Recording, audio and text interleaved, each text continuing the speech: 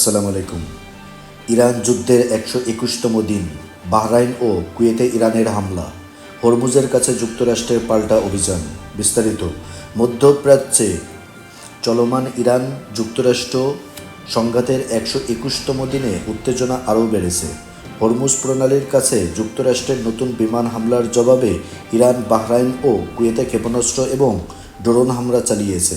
এতে পুরো উপসাগরীয় অঞ্চল নিরাপত্তার উদ্বেগ নতুন করে বৃদ্ধি পেয়েছে। মার্কিন কর্মকর্তাদের দাবি, হরমুজ প্রণালী দিয়ে চলাচলকারী একটি বাণিজ্যিক জাহাজে হামলার প্রতিক্রিয়ায় তারা ইরানের একাধিক সামরিক স্থাপনা লক্ষ্য করে হামলা চালিয়েছে। এরপর ইরানের ইসলামিক রেভলিউশনারি গার্ড IRGC জানায়, যুক্তরাষ্ট্রের হামলার জবাব দিতেই বাহরাইন ও কুয়েতে অবস্থিত মার্কিন সামরিক স্থাপনাগুলোকে লক্ষ্য করে তাদের অভিযান পরিচালিত হয়েছে। কুয়েত জানিয়েছে, তাদের আকাশ প্রতিরক্ষা ব্যবস্থা বেশ কয়েকটি ক্ষেপণাস্ত্র ও ড্রোন ভূপাতিত করেছে এবং এখন পর্যন্ত বড় ধরনের হতাহতের খবর পাওয়া যায়নি। অন্যদিকে বাহরাইনেও বিস্ফোরণের ঘটনা ঘটেছে এবং কিছু স্থাপনা ক্ষতিগ্রস্ত হয়েছে বলে জানা গেছে।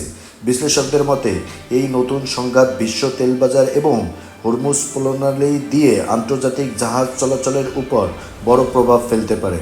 একই সঙ্গে যুক্তরাষ্ট্র ও ইরানের মধ্যে চলমান শান্তি আলোচনা আরও অনিশ্চয়তার মুখে পড়েছে।